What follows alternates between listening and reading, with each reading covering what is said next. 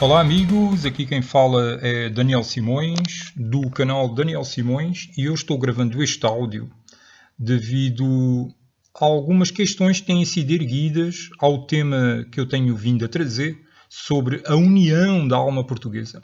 E algumas pessoas afirmam que isso é inviável.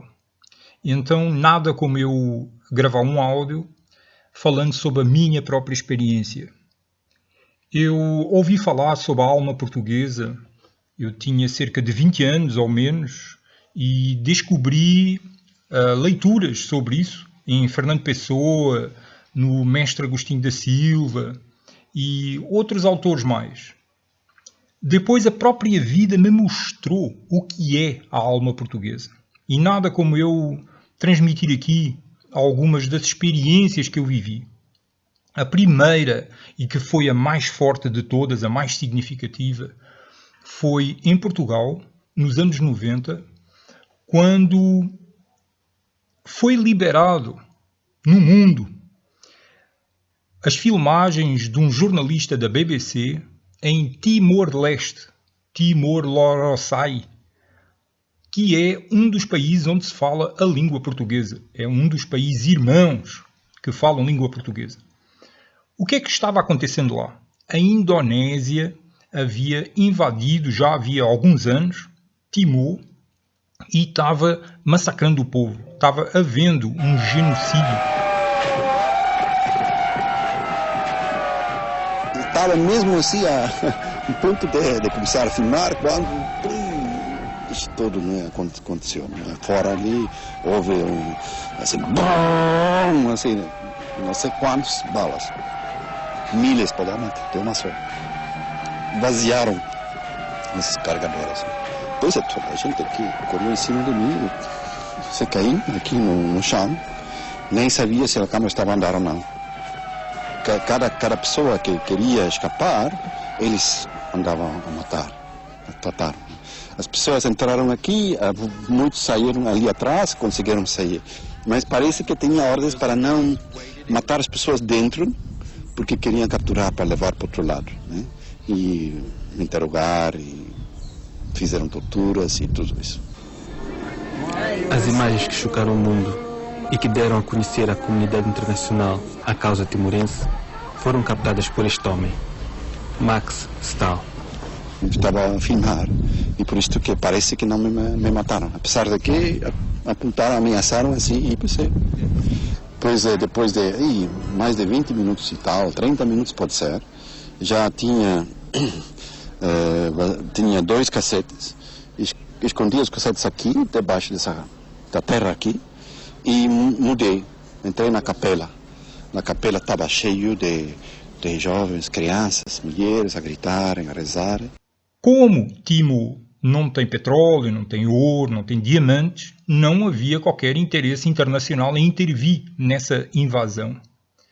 E então, o que é que acontece? Em Portugal, alguns jovens timorenses resolveram se manifestar em frente à Embaixada dos Estados Unidos e em frente à Embaixada das Nações Unidas, em Lisboa, ambas em Lisboa, exigindo a intervenção deles para parar o massacre do povo. O que aconteceu de maravilhoso?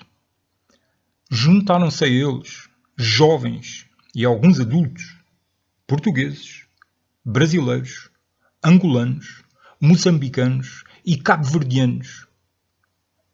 E foi como um chamamento. Eu tive presente. Eu fui dos jovens que recebeu esse chamamento. É algo indescritível. Nós não podíamos mais fazer nada na nossa vida. Havia um chamamento dentro de nós para nós irmos para o lado daqueles jovens timorenses, juntar forças para exigir a intervenção dos Estados Unidos ou das Nações Unidas no genocídio que estava havendo. E que agora estava comprovado pelas filmagens do jornalista da BBC.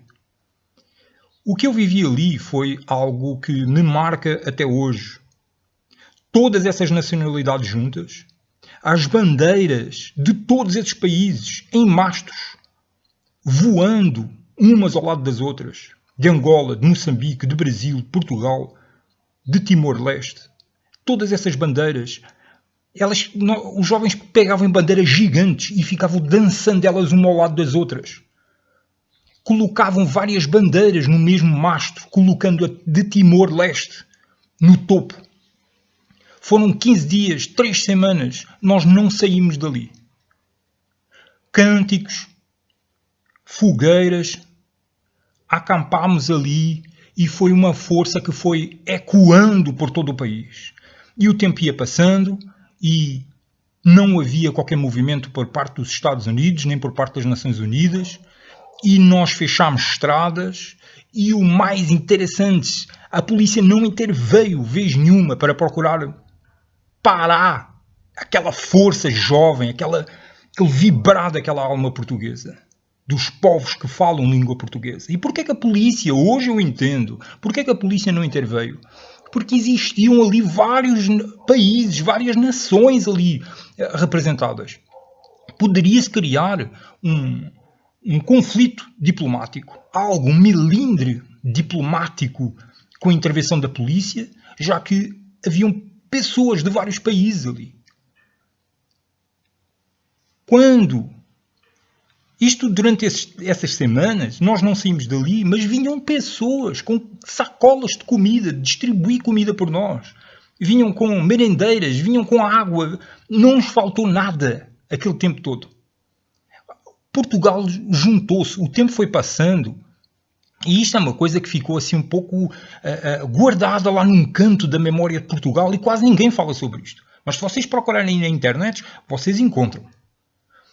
Como os Estados Unidos e as Nações Unidas não interviam, não se decidiam a dar uma resposta, Portugal inteiro vestiu-se de branco. Vocês estão a ver o que é isso? Um país inteiro, onde a maior parte das pessoas de manhã, um dia de manhã, começaram a sair todas de branco. Então estávamos nós, jovens, em frente às embaixadas, com as bandeiras daqueles países todos, irmãos de língua portuguesa, juntos ali a dar força aos jovens timorenses, e o resto do país tudo vestido de branco. A pressão internacional foi muito grande e os capacetes azuis das Nações Unidas tiveram que intervir e acabou a invasão de Timor-Leste. E Timor não tem nada. Por isso é que eles não se interessavam, não interviam. Porque não tem ouro, não tem petróleo, não tem diamantes. Então foi a primeira vez que eu vi a força da alma portuguesa se manifestar. E foi algo indescritível. Era preciso estar lá para entender o que é isso. Gregório Saldanha é um dos sobreviventes do massacre de Santa Cruz. Em 1991, tinha 28 anos. Era um dos líderes dos estudantes. Nesse dia, foi alvejado e preso. Fingi-me morto na altura, na estrada. E nos meus arredores houve mais espancamentos, mais esfaqueamentos, mais pontapés. No dia 12 de novembro de 1991, centenas de jovens timorenses morreram ou ficaram feridos no cemitério de Santa Cruz. O massacre acabou por abrir o caminho para a independência. Quebra o silêncio do mundo, porque os inimigos tentam, com propagandas falsas, dizendo que a guerra terminou, a independência falhou, mas depois, com aqueles gritos de 12 de novembro, viu a atenção do mundo internacional sobre o problema de Timor-Leste. Timor ficou totalmente isolado. Né? Ninguém se interessava em Timor, ninguém. A gente aqui sofria e não se via, né? Não se via, porque um silêncio total. Né? Ninguém podia falar, ninguém provas não havia. Mas agora sim. Nesse momento sim. Os jovens, esse dia, mostraram uma coisa, para mim, nova na luta timorense. Né? Quer dizer, mostraram que os valores da dignidade do povo timorense não dependiam de ter armas para poder derrotar o inimigo. Muitas pessoas deram suas vidas para esta pátria libertada. Não é um presente que os indígenas deram, mas uma luta através de um processo muito longo, muito difícil. Portanto, temos que salvaguardar bem esta soberania, este Estado, né? 19 anos depois, Gregório Saldanha é o presidente do Comitê do 12 de Novembro. Max Stahl dirige um centro audiovisual em Dili. Cláudio Fernandes, Almeida dos Santos, Clementino Maia, TVTL. A segunda experiência, não tão forte, foi... Eu estava morando na Holanda, na altura, e aconteceu o Euro. Eu não entendo muito de futebol. Peço desculpa, mas tem que haver algum assunto que eu não entendo, né? Eu futebol não entendo muito. Eu não sei, eu acho que era a Copa. Talvez fosse a Copa, né? Porque estavam participando Portugal, Brasil e pela primeira vez Angola. Ora, o que é que aconteceu? Eu fui para Portugal nessa altura e na cidade onde eu sou, onde eu nasci, colocaram um telão gigantesco lá num parque para o povo assistir. Aí, mais uma vez, se juntaram os povos da língua portuguesa, com as bandeiras. A mesma coisa. Quando eu cheguei e vi aquilo, as bandeiras novamente unidas, eu senti, cara, está aqui a acontecer novamente. Por um motivo mais fútil, né? Porque futebol, né? Mas está aqui novamente. Aí tinha a bandeira de Brasil, de Portugal, de Cabo Verde, de Moçambique, de Angola. E o que é que aconteceu? Portugal e o Brasil já não era a primeira vez que participavam da Copa, né? Mas Angola era a primeira vez. O que aconteceu foi que todos, incluindo brasileiros e portugueses, deixaram de torcer por Portugal e pelo Brasil e passaram a torcer por Angola. Toda a gente esqueceu Portugal e o Brasil. Estavam torcendo toda a gente por Angola. E, cara, isso é uma coisa que até arrepia, né? É preciso, assim, a gente ver que existe uma força que une os povos que falam a língua portuguesa, que não acontece com nenhum povo que falem a mesma língua. Por exemplo, nós não vemos entre americanos, ingleses, australianos, não vemos isso. Mas entre os portugueses existe essa força. Onde é que eu vi a alma portuguesa se manifestar de uma forma mais simples, mas também manifestada? Eu morei alguns anos na Holanda, em Rotterdam, e trabalhei muito em estufas de flores, de legumes. E existia gente de todos os países trabalhando ali. O que é que acontecia na hora do almoço? As nacionalidades espalhavam-se pelas mesas. Numas ficavam os poloneses, que em Portugal se chamam polacos. Noutra ficavam os holandeses. Noutra ficavam os alemães. Às vezes os alemães e os holandeses juntavam-se na mesma mesa, porque a língua deles é próxima, assim como o português e o espanhol são assim bem próximos. E, noutras mesas, quem é que se juntava? Portugueses, brasileiros, cabo-verdianos, angolanos e, cara, toda a gente que falava a língua portuguesa ficava tudo junto na mesma mesa. E era muito interessante, porque as outras mesas era tudo falando baixinho. Pouca coisa na mesa. Os caras não comem. Principalmente os poloneses não comem mesmo. Nós não víamos nada em cima das mesas. Mas na mesa dos outros tinha uns pães com manteiga de amendoim, umas coisas. E na nossa mesa, na mesa do pessoal que falava língua portuguesa, era só sacolas e tupperwares e feijão e arroz e toda a gente falando ao mesmo tempo e rindo e aquela energia. E eu observando, compreendendo o que é que estava a acontecer ali. Então, quando eu falo que é possível, sim, os irmãos dos países irmãos de língua portuguesa se unirem, é algo que é preciso viver, é preciso experienciar como eu experienciei. Então, eu espero que este testemunho que eu estou trazendo aqui possa clarificar tudo isso que eu estou trazendo sobre a união dos países que falam a língua portuguesa, desses países irmãos.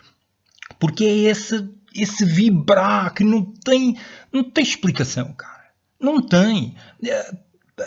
Nós esquecemos se existiu história de colonialismo e dessa coisa. Cara, isso tudo fica esquecido. É porque é incrível isso aí. Transcende-se completamente quando a causa é maior.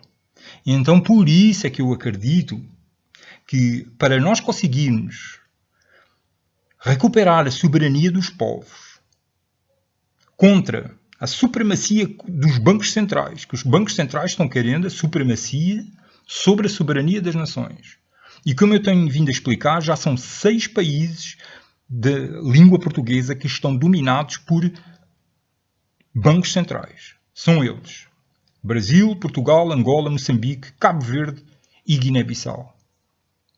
Só unindo esta vibração, esta força que eu já testemunhei algumas vezes, com capacidade para mover as Nações Unidas e os Estados Unidos com tropas para tirar a opressão da Indonésia de um território onde eles não tinham qualquer interesse, porque não tinha ouro, não tinha petróleo, não tinha diamantes.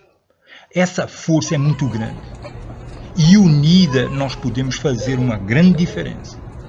Espero que me tenham entendido. My friend, you are just adorable.